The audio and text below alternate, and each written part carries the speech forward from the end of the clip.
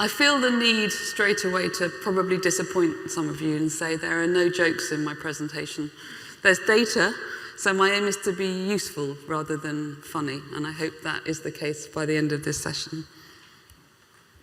And I want to really just make the case for taking humour seriously. I thought if I gave it that title, it would be clear that I'd be more on the serious side than the funny side. Firstly, why are we even going to talk about laughter and humour? Well, it's good for us, just as human beings, before we think about our day job. It's really good for us. We know that if we laugh, it releases endorphins and it makes us feel better. So just at a human level, laughter is a really good thing. The science has also begun to prove that laughter helps us remember things. Craig's talked about memory already. And Sarah's made this case beautifully for me at the beginning of today, where she talked about hugging a pig. Because if there's nothing else I remember from this day, I have an image now in my head of hugging a pig. I haven't seen it. It's another powerful reminder of the power of radio, because you've painted a picture in my head that I will take forwards without ever having seen or experienced that event. So laughter helps us remember things, which is really useful when we're thinking about what we're trying to do as brand owners. This is data from Kantar that proves that actually, of all the different levers that you have to help people feel favourably about you and remember you, humour, which is this second block in the middle, across all the different age groups, is a really powerful lever, amongst other things, to help people remember what you would like them to remember. Especially, and this is the challenge, I guess, when you can deliver humour that is laugh out loud funny. So if you can deliver the kind of idea that makes people laugh out loud, it has greater impact, it's more enjoyed, people are more involved in it, and it's more likely to have viral potential. And I think we can that makes sense to us, doesn't it? If you've laughed out loud at something, you want to share it with others and pass it on. There's a little caveat here, which is, again, I think we all know this as brand marketeers, but the humour has to be linked to the brand. It won't be enough just to write a joke, make people laugh, and then they can't remember what it's for. But it's twice as powerful in both the short and the longer term if you can deliver a message that's funny and related to the brand. I was thinking about this, and two of my favourite long-running campaign ideas do this, I think, really well. One is Specsavers. And what you remember is the unfortunate consequences for people if they haven't got glasses from Specsavers. And the other one is Snickers, you're not you when you're hungry. The idea of the disastrous consequences for somebody if they are hungry and off their game and can't perform in the way that they would like amongst their social peers. And I'm going to return to that, because both of that type of humour, in theory, could be seen as a bit cruel, because sometimes humour can be unkind. And I'm going to return to that in a little bit as to why potentially that can cause a problem for people. Sarah mentioned that I was going to use IPA data, and I really wanted to give the audience something that hopefully is useful if you ever find yourself needing to defend the case for using humour for your brand. So we went back to the IPA database.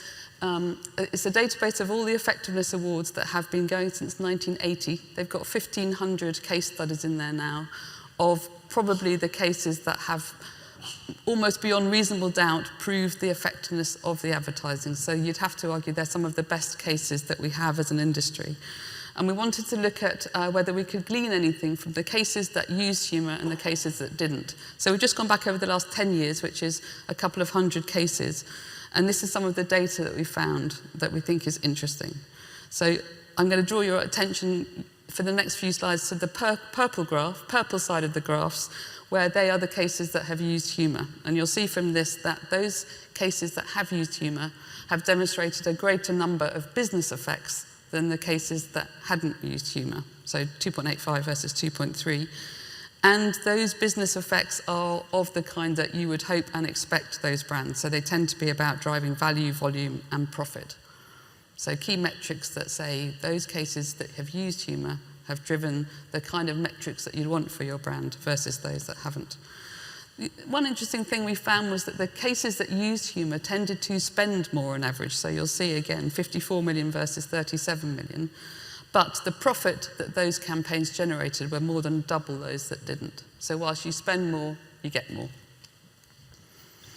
And they return a greater return on marketing investment than those cases that didn't use humour, 187 versus 160. So it led us to just be thinking about, so why in that case is humour in what I'm going to call long-term decline? And this has been reported by Cannes, by the IPA, by Kantar. Over the last decade, we've seen a decrease in the number of brands that are using humour in their communications. So why might that be?